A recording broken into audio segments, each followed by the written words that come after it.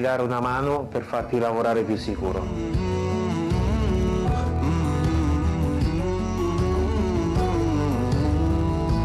Voglio aiutarti a vedere i pericoli del lavoro.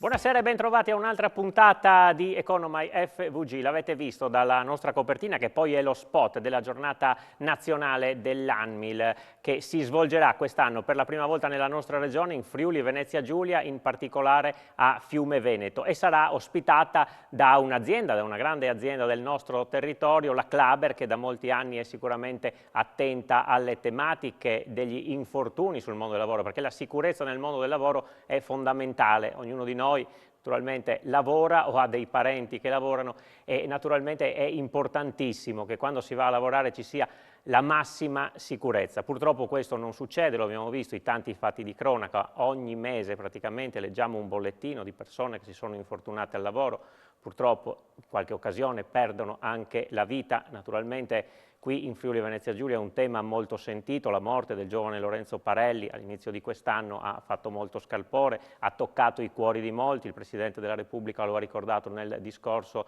del suo secondo insediamento, e poi è venuto proprio qui a Udine a testimoniare la sua presenza. Forse la politica ne parla, ma non quanto dovrebbe, solamente quando succedono casi come questi. Recentemente un altro giovane ragazzo qui in Veneto ha perso la vita, stava anche lui facendo come Lorenzo uno stage. Bene, noi vogliamo raccontarvi questo mondo con anche un po' di leggerezza, insomma, cercando di capire quali sono i sistemi che si possono mettere in pratica perché non succeda mai più. Questo è il titolo che abbiamo voluto dare alla trasmissione di questa sera. Io vi presento gli ospiti, alcuni ce ne sono qui in studio, poi altri ne arriveranno, insomma, anche per dare delle testimonianze concrete. Vi presento subito gli ospiti. Allora, Amedeo Bozzer, presidente dell'ANMIL di Pordenone. Buonasera. Buonasera, buonasera a tutti voi. Abbiamo con noi anche Francesca Spadotto, che è membro del CDA della Klaber, l'azienda appunto che ospiterà la giornata di domenica. Buonasera a tutti. E con noi c'è anche il sindaco di Fiume Veneto, Jessica Canton. Buonasera. Buonasera. Allora, io partirei dall'ANMIL, perché di fatto è l'associazione che organizza da tanti anni. Siamo alla 72esima edizione, come dicevo, per la prima volta in Friuli Venezia Giulia. Allora, Bozzer, avete tanto lavorato per lanciare questo messaggio che si rinnova ogni anno, ma che ogni anno va rinforzato. Certo, un anno intero di lavoro intenso con l'amministrazione, un anno intero di lavoro insieme all'azienda Klaber, che ho visto in questa azienda un'azienda che è attenta e vuole che il suo dipendente, il suo operaio ritorni a casa nella sua famiglia. Con l'amministrazione stiamo lavorando, ieri sera abbiamo messo giù gli ultimi appunti proprio sulla sicurezza, perché vogliamo che questa giornata sia anche un segno di lavoro in sicurezza all'interno di questo grande evento. Un evento che noi continuiamo negli anni a portare avanti la nostra testimonianza perché si fermi quello che è questo dramma, come aveva appena accennato lei, sulle morti sul lavoro e soprattutto sugli infortuni. Mi ricordo 30 anni fa ormai del mio incidente e ahimè ancora oggi si vedono questi incidenti.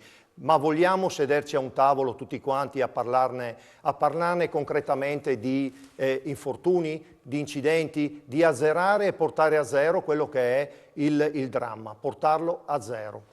E sicuramente, insomma, è un obiettivo che bisognerà cercare di raggiungere in qualche modo. Lo dicevo, la giornata di quest'anno viene ospitata forse per la prima volta a livello nazionale all'interno di un'azienda. Era stato fatto qui a Pordenone alla Casa Grande nel 2021. Spadotto, voi avete deciso di giocare questa sfida, di partecipare, di mettervi in gioco e di ospitare, insomma, all'interno della vostra azienda questo appuntamento importante.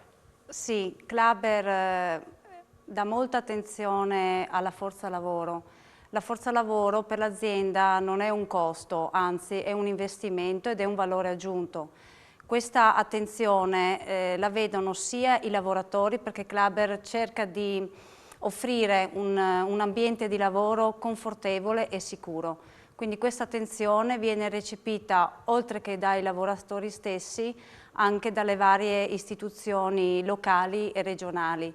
Ed è per questo che Klaber con molto piacere accoglie la 72esima giornata per le vittime degli infortuni sul lavoro. Ecco, si sa che anche lì ci vuole un po' di sensibilità, ci sono imprenditori più sensibili al tema, qualcuno magari meno, qualcuno che lo vede magari come un costo. Ecco, voi quanta attenzione ci mettete e nel concreto che cosa fate? Sì, allora diamo molta, ma molta attenzione a questo tema sulla sicurezza del lavoro. Cosa mette Klaber in atto? Mette tanta prevenzione, formazione e addestramento. Infatti il personale prima di operare viene formato in modo tale che possa identificare anche i rischi per poter poi lavorare nel miglior dei modi ai propri compiti che gli sono stati assegnati. La formazione per Klaber è fondamentale, è costante e viene aggiornata e rinnovata annualmente. Allora, le faccio anche poi un'altra domanda, ecco, su questo fronte, come si fa magari a sensibilizzare anche gli altri imprenditori, cioè il segnale che voi date ospitando questa giornata è anche quello di dire ai vostri colleghi, insomma, anche noi dobbiamo fare la nostra parte.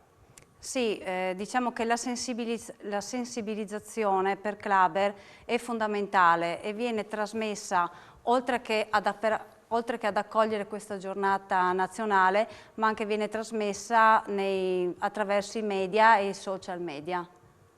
Sicuramente, insomma, ognuno cerca di fare la propria parte. Do qualche dato anche per far capire, insomma, qual è l'andamento dell'ultimo anno. In Friuli Venezia Giulia ci sono stati 10.094 infortuni denunciati nel 2021, sono saliti a 11.488 nel 2022, più 13%, mentre invece gli infortuni mortali sono passati dai 16 del 2021 ai 5 del 2022 per ora, e speriamo che si fermino qui naturalmente, un meno 68%.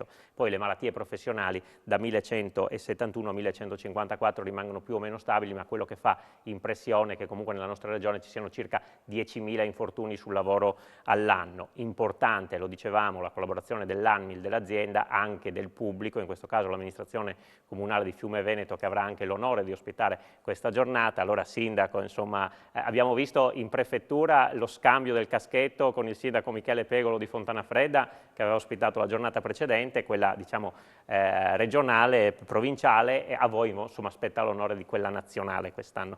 Beh, ha ragione, è prima di tutto un orgoglio per Fiume Veneto, per il comune che amministro, ospitare questa giornata nazionale, ma soprattutto ospitare il messaggio che la giornata nazionale vuole portare, ossia quello di un impegno costante verso la sicurezza nei luoghi di lavoro. Ed è stato, devo dire, l'organizzazione di questa giornata, ma tutto il percorso che poi ci porterà a domenica 9 ottobre, è stato davvero l'esempio di come la sicurezza si fa soltanto se tutte le parti coinvolte riescono a dare un messaggio comune, riescono a dare un messaggio chiaro. Perché? Perché qui c'è l'amministrazione, qui ci sono quindi le istituzioni, qui c'è la parte imprenditoriale e produttiva, c'è l'associazione, quindi le associazioni di categoria che portano avanti un messaggio costante, e diamo tutti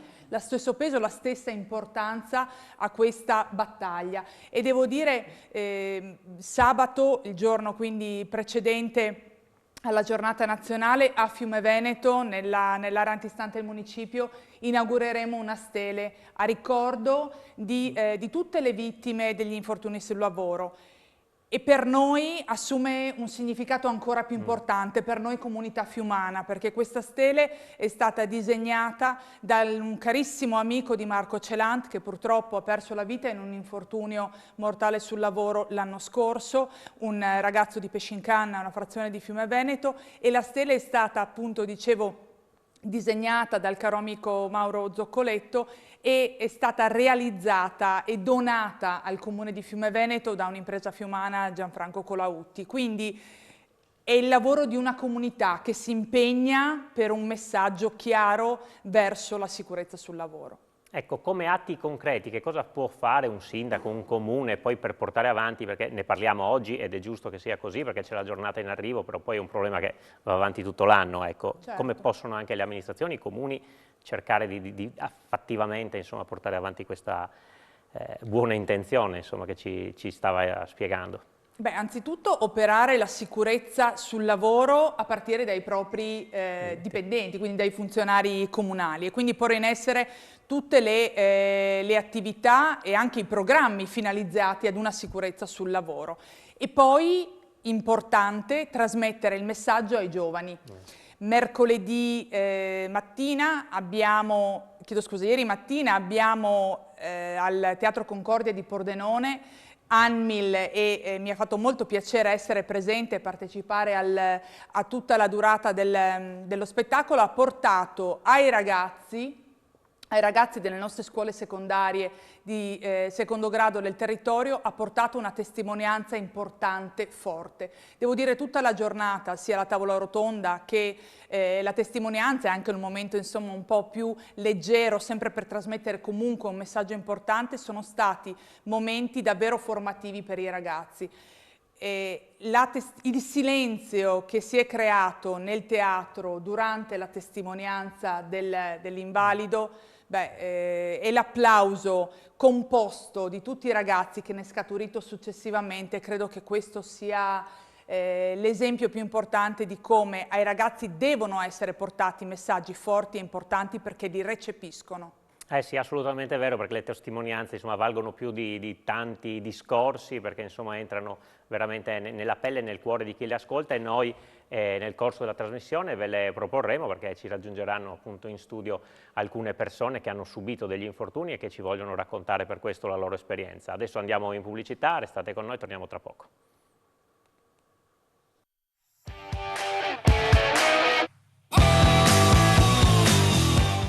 Di nuovo insieme con Economai FVG parliamo di infortuni sul lavoro, della giornata del 9 ottobre che sarà ospitata proprio a Fiume Veneto, giornata nazionale dell'Anmil. Abbiamo detto insomma prima della pubblicità insomma dell'importanza anche della sinergia tra le istituzioni, l'Anmil stesso, le aziende. Naturalmente l'Anmil da tanti anni si occupa di questo problema, si prende in carico di tutte quelle che sono le storie, a volte anche tragiche, che riguardano le persone, e da tanti anni, dicevamo, è una bandiera e si batte, anche se purtroppo gli infortuni continuano a capitare. Allora adesso vi proponiamo le parole, un po' è la sua storia, di Zoello Forni, che è il presidente nazionale dell'Anmil, che sarà peraltro presente naturalmente a Fiume Veneto domenica. Allora sentiamo, ci racconta insomma quella che è stata la sua storia personale, poi anche l'importanza di toccare certe tematiche. Vediamo.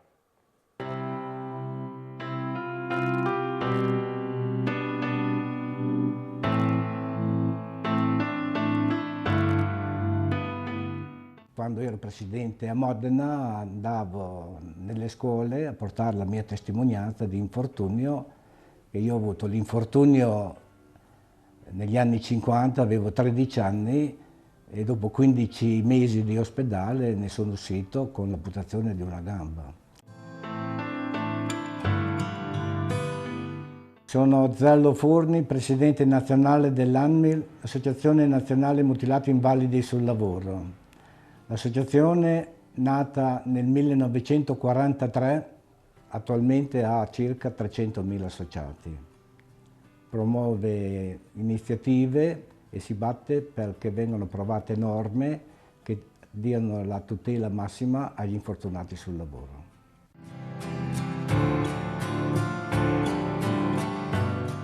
Nel mondo di allora non esistevano i centri estivi, c'era la moda, diciamo, che i genitori mandassero i ragazzi presso una falegnameria o una vetreria a imparare anche un mestiere. In questa situazione mi è capitato l'infortunio in una vetreria dove una puleggia senza prevenzione, senza nessun tipo di formazione, mi è capitato l'incidente che mi ha purtroppo causato un infortunio grave. Non so quanti interventi ho dovuto subire, perché l'infortunio io l'ho avuto sopra il ginocchio, nella coscia, che mi aveva quasi segato la gamba, preciso l'aorta e tutto.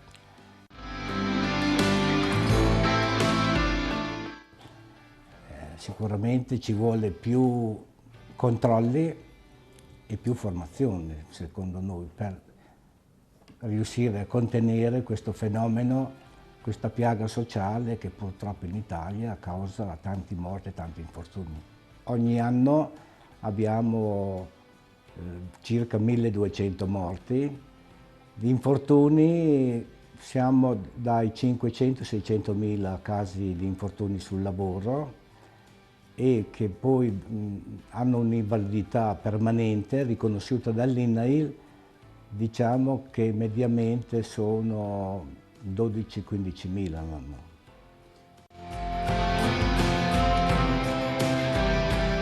Ecco, anche i numeri che dava il Presidente Forni sono veramente impressionanti, insomma 500-600 mila infortuni all'anno, 1200 morti, insomma. Bozzer, la domanda è quasi banale, però ogni anno viene fatta, ecco, come si può intervenire per fermare tutto questo? Perché, come abbiamo visto anche in Regione, vabbè che c'era stato anche il lockdown tra un anno e l'altro in parte, però insomma gli infortuni sono aumentati, continuano a succedere, e mancanza di attenzione anche da parte dei lavoratori stessi, c'è superficialità, qual è il problema? Ha toccato giusto l'argomento, c'è anche un momento di rilassamento durante una giornata di lavoro magari intensa, soprattutto gli incidenti vengono causati verso la fine della settimana, si vede le statistiche parlano questo, però più che altro c'è la formazione che deve essere una formazione ascoltata, vissuta. L'esempio della testimonianza la mettiamo al centro di tutto e ancora oggi non vediamo quello che è il più importante, portare un invalido del lavoro a testimoniare davanti ai suoi colleghi, davanti agli operai, davanti anche ai dirigenti di aziende o anche davanti alle amministrazioni che sono importanti. Noi abbiamo avuto la 71esima giornata alla Casa Grande, grande azienda che ha dato un via fenomenale a questo, perché le aziende cominciano a chiamarci e cominciano ad ascoltare anche questo messaggio,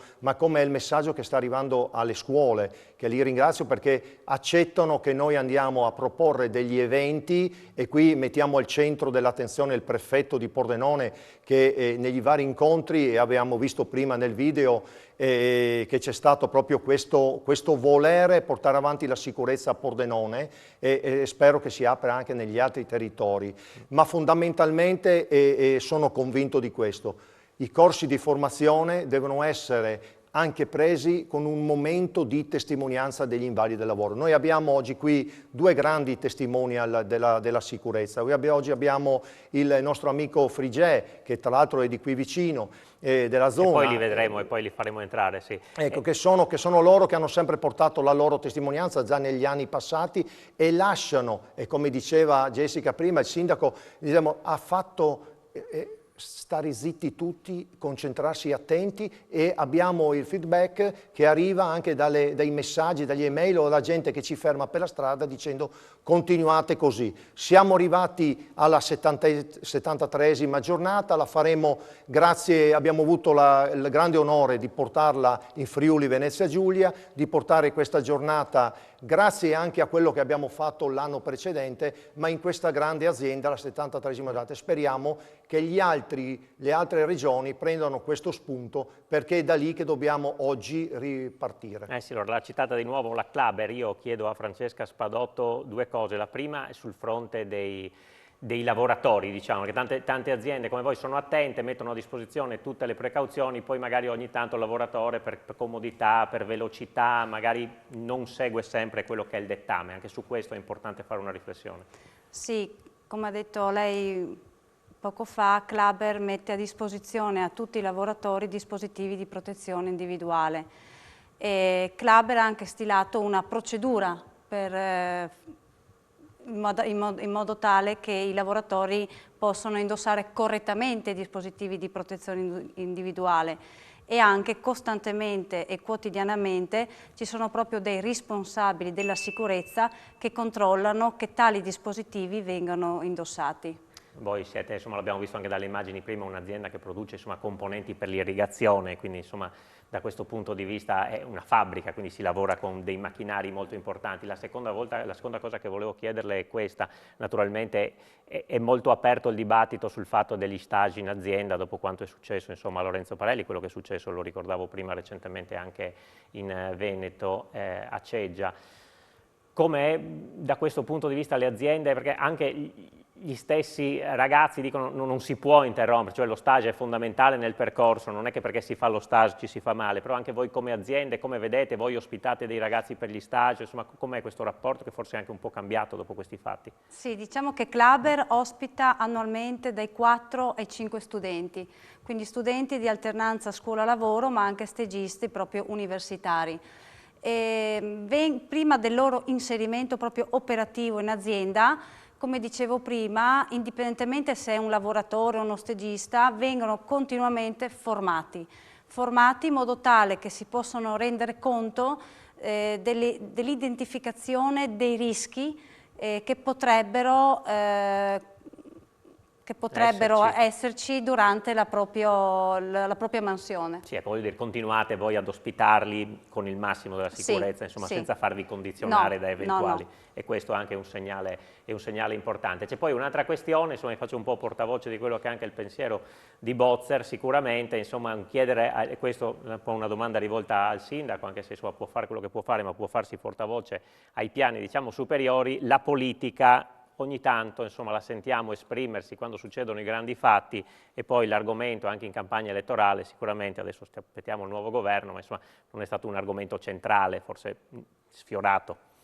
Beh, credo che in questo percorso la presenza costante della Regione Friuli Venezia Giulia, la presenza domenica del nostro Presidente Massimiliano Fedriga sicuramente dimostra che la Regione è vicina, sente questo problema come un problema reale e si impegna verso la ricerca di strumenti sempre nuovi per poter arrivare davvero a una maggiore sicurezza sui luoghi di lavoro. Credo che la sfida importante riguardi sì il rispetto delle regole nel luogo di lavoro, e qui sicuramente sono coinvolti tanto i dipendenti, quindi tanto i lavoratori quanto gli imprenditori, ma credo che sia una sfida, se vogliamo, anche più ampia, che è quella del rispetto delle regole in generale. Ed è questo che dobbiamo insegnare ai nostri ragazzi, ricordare ai nostri ragazzi, spiegare loro perché le regole sono importanti, perché se non comprendono faticano giustamente, lo faremo tutti, faticano giustamente ad accettare, però dobbiamo spiegare il valore delle regole. Assolutamente sì, due segnali importanti dati dal Presidente Mattarella, come accennavo prima, insomma, la sua stessa presenza qui per un tema, ha incontrato la famiglia di Lorenzo, che suo papà peraltro è un iscritto all'ANMIL, quindi insomma, conosceva bene anche sulla propria pelle, diciamo, quella che era la problematica. Insomma, dicevo, la presenza del Capo dello Stato su questi temi è centrale, e speriamo che la politica, quella del governo che sta arrivando, insomma, lo possa seguire, Sindaco, no?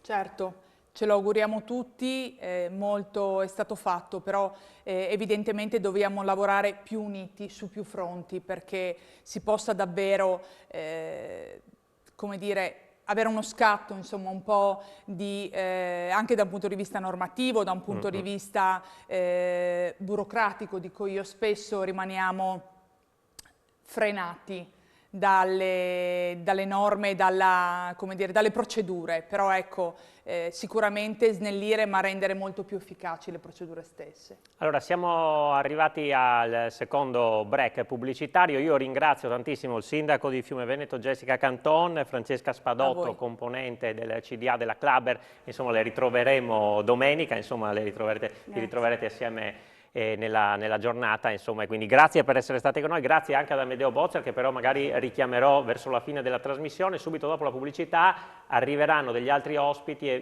per raccontarci anche nel concreto quelle che sono le loro esperienze vissute di infortunati o grandi infortunati del lavoro. Tra poco.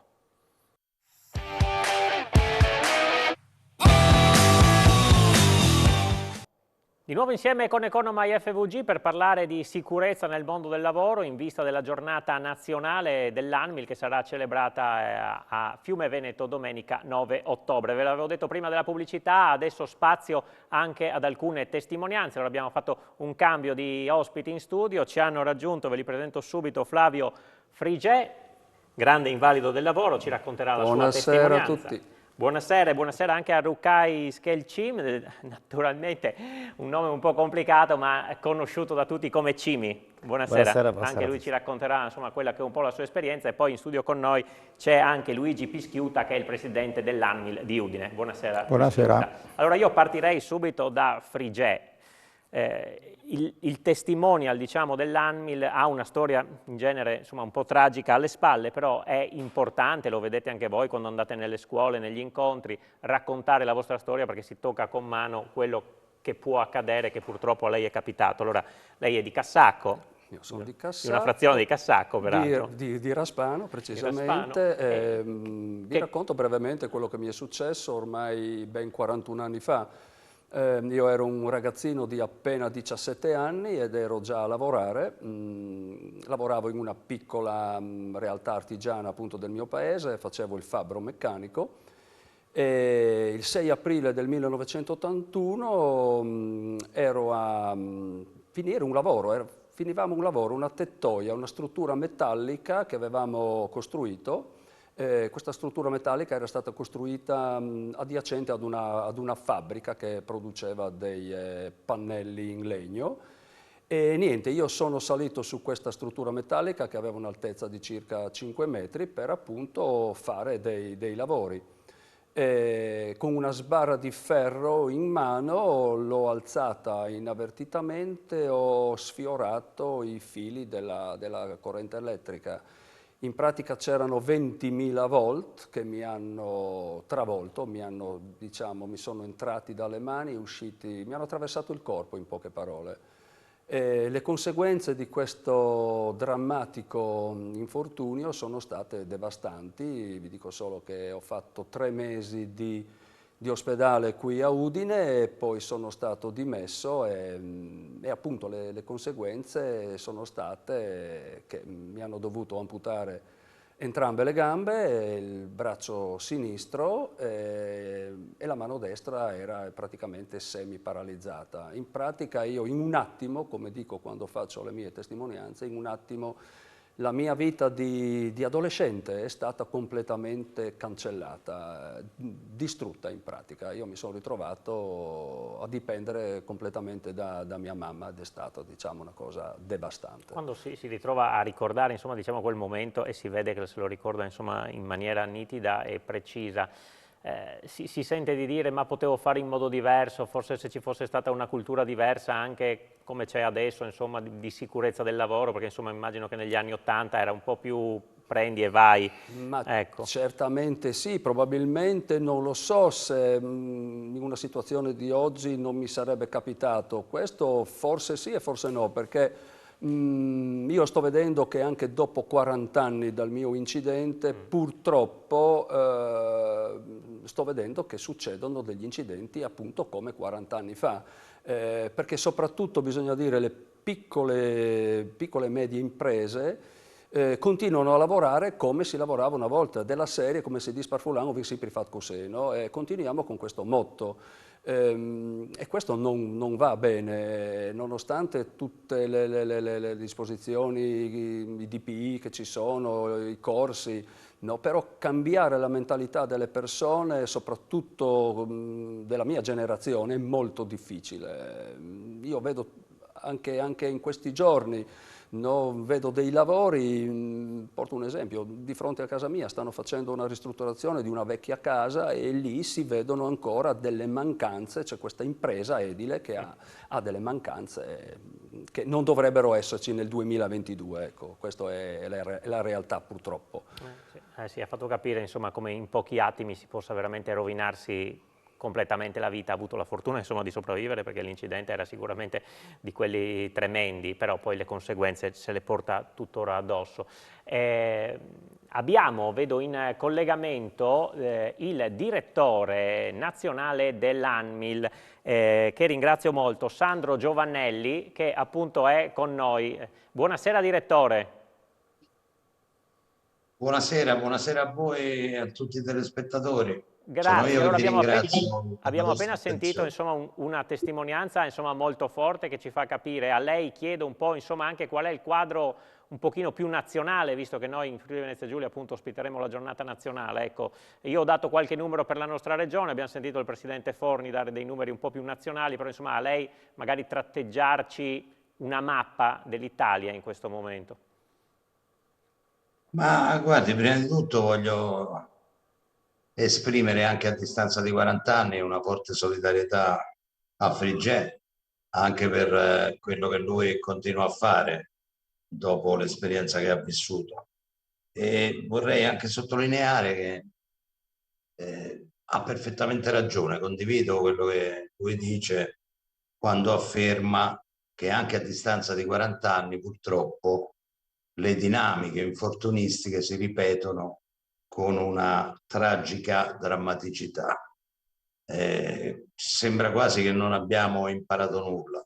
E il 2022, l'anno che stiamo vivendo, ce lo dice, infatti, ce lo dice attraverso i numeri, perché sappiamo tutti, no, che abbiamo passato un 2020, un 2021 in cui anche il mondo del lavoro ha sofferto per la pandemia Covid e quindi anche il numero degli infortuni in qualche modo sembrava rallentare, ma il 2022 ci dice che era un rallentamento fittizio, perché da gennaio a agosto di quest'anno in tutta Italia sono stati denunciati 484.561 infortuni sul lavoro e di questi 677 mortali, e questo tra gennaio e agosto purtroppo, quindi mancano ancora 4 mesi prima che arriviamo alla fine di questo anno davvero tragico. In sostanza noi ci troviamo con un aumento del 38% rispetto all'anno scorso come denunce di infortunio, e ci troviamo invece con un calo del 12% per quello che riguarda le denunce di infortunio mortale. Ma anche qui c'è comunque una situazione che è ancora influenzata dal Covid, perché facendo il raffronto fra 2022 e 2021, nel 2021 c'erano ancora delle denunce di infortunio mortale per Covid e delle denunce di infortunio per Covid. Io mi sono divertito tra virgolette, ad andare a vedere cosa succedeva nel 2019 e rispetto al 2019 abbiamo avuto 677 morti fino ad agosto, nel 2019 ne avevamo avuti 685. Quindi siamo sostanzialmente fermi sul fronte delle denunce per infortunio mortale, mentre invece le denunce per infortunio mortale per infortunio non mortale nel 2019 erano 416.000, oggi sono 484.000.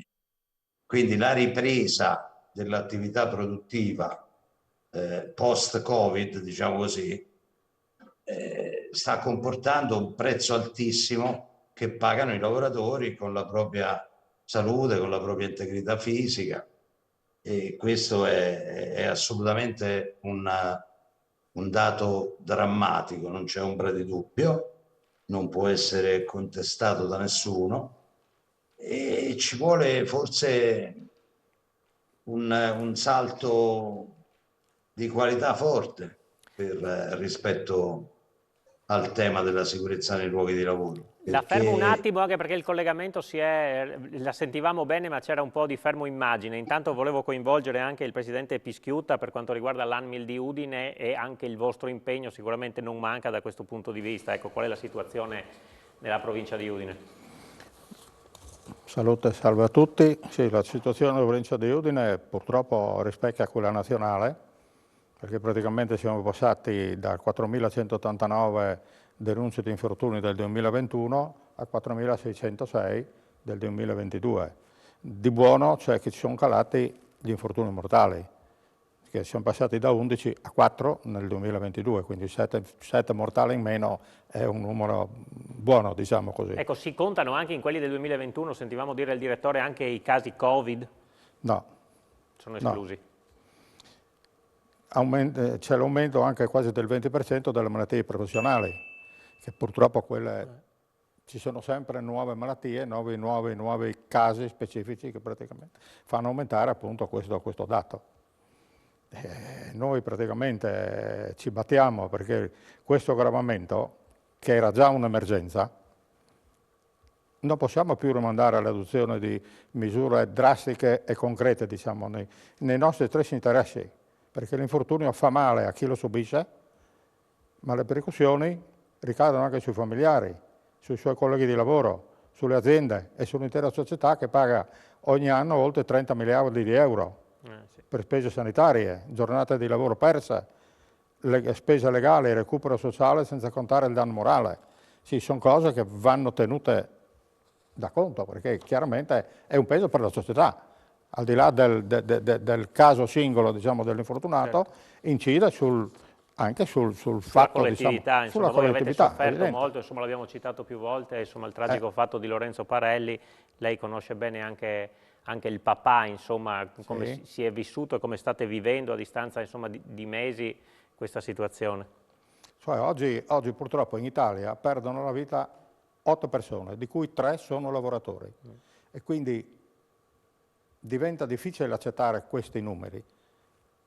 È ancora più grave quando di mezzo ci sono dei giovani studenti, come abbiamo detto prima, quando è stato detto prima, e quindi c'è un qualcosa che non ha funzionato, perché non si può definire, cioè una volta certi infortuni venivano classificati come tragica fatalità, ma era un modo semplice per giustificare il fatto praticamente, però c'è di mezzo che praticamente quei 2 studenti che erano a fare lo stage e dovevano essere seguiti, formati ed erano lì a imparare, a vedere come si entra nel mondo del lavoro, purtroppo da parte di qualcuno, del responsabile o di qualcuno che era preposto a fare questo, non c'è stata inadempienza o inosservanza. E quindi questo fa pensare che praticamente bisogna trovare una soluzione, trovare una strada, perché i tecnici che sono preposti, diciamo, a occuparsi di questi fatti sanno bene che la fortuna e la sfortuna sono solo un paravento per coprire la complessità della materia, diciamo, no? Sì, che non è semplice, intendiamoci, però ci sono delle persone preposte per questo. Certo, e poi insomma sui casi singoli sarà poi la giustizia e la magistratura che sta cercando, insomma, di fare luce poi di volta in volta per quelle che sono le varie responsabilità. Certo è che l'idea di uscire la mattina per andare a lavorare, salutare la famiglia e poi non rivedere più il proprio caro lascia sempre naturalmente molto sgomenti a qualsiasi età, insomma, questo fatto possa succedere. Ringrazio moltissimo il Presidente Pischiutta per essere stato con noi, ci fermiamo per la pubblicità, poi ritorniamo a parlare con i nostri ospiti, anche con il direttore di Anmil, e poi insomma abbiamo anche una piccola chicca da farvi vedere in conclusione che riguarda anche i giovani. A tra poco.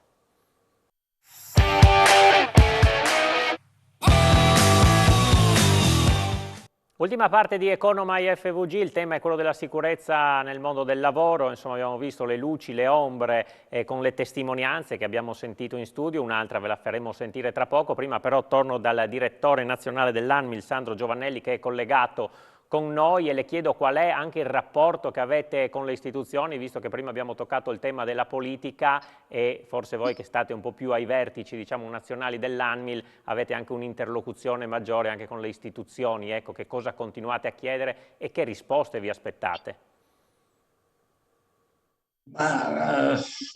Purtroppo non è semplice negli ultimi anni interloquire con la politica. La politica è diventata una cosa molto complicata. Quello che noi ci aspettiamo però in questo senso chiaramente facciamo molto affidamento sul governo che si formerà in questo mese a seguito delle elezioni del 25 settembre. Facciamo molto affidamento perché l'intervento della politica è determinante, assolutamente determinante, e negli anni scorsi abbiamo visto che c'è stato sicuramente uno sforzo per rafforzare gli organici degli ispettorati del lavoro, però insomma noi abbiamo una situazione per cui i numeri degli ispettori, che siano essi dell'ispettorato del lavoro, che siano delle strutture regionali che sono dedicate al contrasto agli infortuni sul lavoro, è un numero talmente basso che noi abbiamo stimato che un controllo preventivo su un'azienda, considerato il numero delle aziende, considerato anche il fatto che, come giustamente diceva prima Frigè, ha detto prima Frigè, gli infortuni avvengono soprattutto nelle piccole aziende. Il 93% degli infortuni appartiene alle piccole aziende, e le piccole aziende nel nostro paese sono un numero enorme, oltre 4 milioni. Gli ispettori probabilmente potrebbero fare un controllo, noi abbiamo stimato, ogni 33 anni, controlli preventivi. Poi di fatto si finisce per non fare controlli preventivi, i controlli sono sempre successivi, arriva l'infortunio e intervengono gli ispettorati, soprattutto quelli regionali. Questo in qualche modo va cambiato, ma va cambiato non nel senso che l'intervento deve essere un intervento di tipo repressivo. Cioè la legge va rispettata, questo è fuori dubbio, non si può non rispettare la legge, ma ci vuole qualcosa in più rispetto alla semplice osservanza delle norme infortunistiche. Sì, quello Ci che può vuole essere quella anche... Sì, mi dica. Sì, no, dicevo anche il buon senso, la capacità, insomma, di andare oltre per prevenirle in casa, senza aspettare che arrivi il controllo, ovviamente. Ci vuole che la sicurezza entri nelle nostre abitudini mentali. È per questo che l'associazione ormai da più di 20 anni cerca di intervenire nelle scuole per sensibilizzare i ragazzi, con la convinzione che i ragazzi saranno i lavoratori di domani, saranno i dirigenti aziendali di domani. Quindi, voglio dire, acquisire da subito la consapevolezza del fatto che il luogo di lavoro è un posto rischioso, una sorta di campo minato in cui bisogna muoversi nel modo giusto, è l'aspetto fondamentale secondo noi. Quindi gli investimenti noi riteniamo che vadano fatti proprio su questo terreno, che si parta dalla scuola e che si faccia una giusta formazione per i lavoratori, non una formazione di carta, perché se le aziende spendono in formazione solo per, come posso dire, coprire l'obbligo legislativo, e questo è insufficiente evidentemente. La formazione dei lavoratori... Molto chiaro il suo messaggio. Volevo sentire adesso la testimonianza di Rukai Selcim, detto Cimi, origini albanesi, però insomma a Spilimbergo da tanti anni. Insomma, qual è stata un po' la sua storia di infortunato sul mondo del lavoro? La mia storia inizia nel 2003, è stato un infortunio per il fatto che abbiamo fatto sempre così. In quel lavoro lavoravo da 2 anni, però non si era mai dato molta importanza, diciamo. Che lavoro faceva? Io facevo un lavoro tessile, industria tessile. Abbiamo fatto sempre così finché un giorno è stato un momento che per un microinterruttore che non ci stava, io ho perso il braccio. Quindi in un macchinario? In un macchinario, in un compattatore di fibre. Dopo che io mi sono fatto male a 31 anni, quel macchinario con 30 euro si è messo a posto, che bastava veramente poco per metterlo in sicurezza, però si vede che nessuno ci ha pensato fino a quel momento. Ecco. Cosa si prova? A rabbia, naturalmente? Non rabbia, non è che ci provo rabbia. ci provo solo un po' di pentimento perché mi sono messo anch'io in quel gioco, di fare quel gioco, cioè potevo dire di no e così contribuivo anche a sistemare quel macchinario, invece no, sono andato avanti così finché è successo. Ecco. Quindi il messaggio da dare naturalmente Il messaggio da dare è deve stare sempre attento, non lasciare niente per caso, cioè non lasciare che le cose passano così, abbiamo fatto sempre così, andare avanti. Se ci sono cose che non vanno bisogna subito chiamare il preposto oppure a chi di dovere, informare segnalare ogni cosa che ogni dipendente vede. Lei, ma è tipico anche di chi subisce questi infortuni o attraverso lo sport molto spesso, attraverso altre attività si sa rimettere in gioco, ecco, anche lei si è rimesso in gioco adesso anche nel mondo del lavoro? Sì, assolutamente sì, perché dopo l'infortunio io ho lavorato sempre in questa azienda che veramente sono stati molto bravi con me, insomma, molti gentili, non è che mi sono trovato bene, però l'azienda a un certo punto ha chiuso e mi sono trovato a 44 anni a dover cambiare lavoro. Ed è già difficile, insomma, è già difficile avere due mani, figurati con una mano e mano sinistra. Ho cercato un po' dappertutto il collocamento mirato. Lasciamo stare, non funziona perché veramente non mi è stata mai data la possibilità di entrare, ma mi sono sempre dato da fare e ho detto piuttosto di stare fermo è meglio che sfrutto questi 2 anni che avevo di mobilità, di iniziare l'università, perché io ho fatto l'insegnante in Albania per 6 anni. Ho ricominciato, cioè la voglia di rivincita, di riprogrammare la mia vita. Perché poi avevo anche 2 bambini da mantenere, non ero da solo. È vero, anche questo. E così mi sono laureato in economia e ho iniziato subito il lavoro mentre ero all'università, insomma. E quindi complimenti. Io facevo anche molta testimonianza durante il periodo universitario, ho fatto molta testimonianza nelle scuole in provincia di Pordenone. E questo anche è fondamentale, complimenti doppiamente per essere stato in grado. Frigè, anche per lei, insomma, abbiamo visto le gambe, purtroppo un braccio e l'altro braccio che insomma funziona per metà, dove si trova la forza per dire no, comunque vado avanti, ce la faccio? Ma niente, perché in fondo comunque la vita, nonostante queste grosse difficoltà, va vissuta, bisogna trovare un qualcosa dentro, certamente la vicinanza della famiglia, degli amici è molto importante, però ognuno di noi deve tirar fuori qualcosa da dentro e dire ok, anche se ho un grosso handicap, la vita va vissuta, va avanti e in questo caso cerchiamo noi testimonial appunto di far sì che, come dico io quando faccio le testimonianze, che non succeda agli altri quello che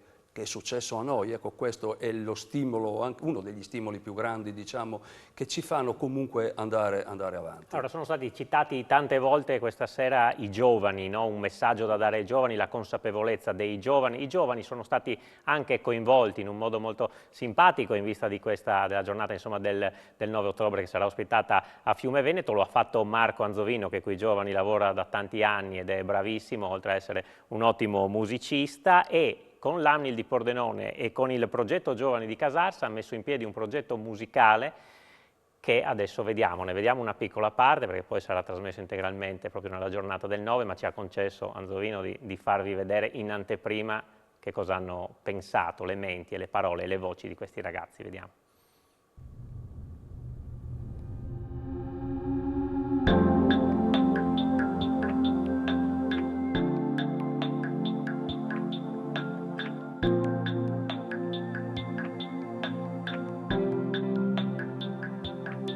Pensa se un giorno perdessi i tramonti nei campi, i miei sogni inconclusi, i treni a Casarsa, le canzoni più tristi, i cieli stellati, i film che non ho ancora visto. La Coca Zero, la luna tra le stelle, i nostri viaggi a parlare in macchina, addormentarci pelle contro pelle, addormentarci pelle contro pelle. Ma può bastare un attimo e non ci siamo più. Può bastare un attimo, non ci abbracciamo più. Può bastare un attimo per perdere Allora questo era un piccolo assaggio della bellezza, della delicatezza di come questi giovani hanno affrontato un tema così importante come quello appunto degli infortuni sul lavoro. Siamo arrivati alla fine di questa trasmissione, ringrazio molto i nostri ospiti, hanno portato la testimonianza, ringrazio anche il direttore Sandro Giovannelli dell'Amnil che era in collegamento con noi. Grazie direttore. Bozzer, una conclusione velocissima, insomma una parola su questo video meraviglioso e poi l'appuntamento insomma a domenica. Bene, grazie. Marco Nzovino, un grande, un amico, una persona che ha condiviso già diversi progetti, in questa circostanza ha condiviso un progetto molto importante, doveva essere una cosa che ti lasciava il segno, che ti lasciava una scossa nella spina dorsale. Io l'ho visto tutto, ho avuto l'onore di vederlo anticipatamente e soprattutto ho avuto l'onore di stare insieme a questi ragazzi e condividere dei momenti insieme a loro. Grazie al progetto Giovani, grazie a Marco Nzovino e grazie, come anticipato, all'azienda Clubber, al comune di Fiume Veneto e alla regione Friuli Venezia Giulia e ai miei tanti collaboratori che senza di loro io non avrei fatto niente e vi aspetto tanti alla 72esima giornata nazionale delle vittime dell'incidente sul lavoro. A che ora? Iniziamo alle ore 9 con la Santa Messa con il Vescovo. E poi in club. E poi si prosegue con le varie intento. Ci sono, tra le altre cose, ormai siamo arrivati a 400 persone iscritte, perché vanno assolutamente iscritte e segnalate perché per la massima sicurezza, come si accennava prima, ma soprattutto ci saranno molte aziende presenti, ci saranno molti, soprattutto il Presidente nazionale e il Direttore Generale verrà giù con l'Ufficio Comunicazioni, perché è importante lasciare un messaggio forte, un messaggio che a mio avviso deve essere forte e entrare a far parte di quel tavolo che si discute, ma soprattutto che si entra nelle aziende a parlare di testimonianza, di sensibilizzazione, perché con questo lanciamo un messaggio forte, abbiamo visto con i ragazzi ieri e soprattutto la nostra testimonianza li siede e li fa stare zitti. Sì, insomma, e anche le parole che abbiamo sentito dalle persone che insomma ci hanno raggiunto qui in studio questa sera. Allora l'appuntamento è per il 9 ottobre e insomma anche noi abbiamo cercato di dare insomma il nostro contributo per questa tematica che è molto molto importante anche per l'economia del nostro territorio. Grazie ai tecnici in regia, Francesco Snidero e Chiara Miscoria, grazie a voi per averci seguito. Economai FVG ritorna giovedì prossimo. Arrivederci.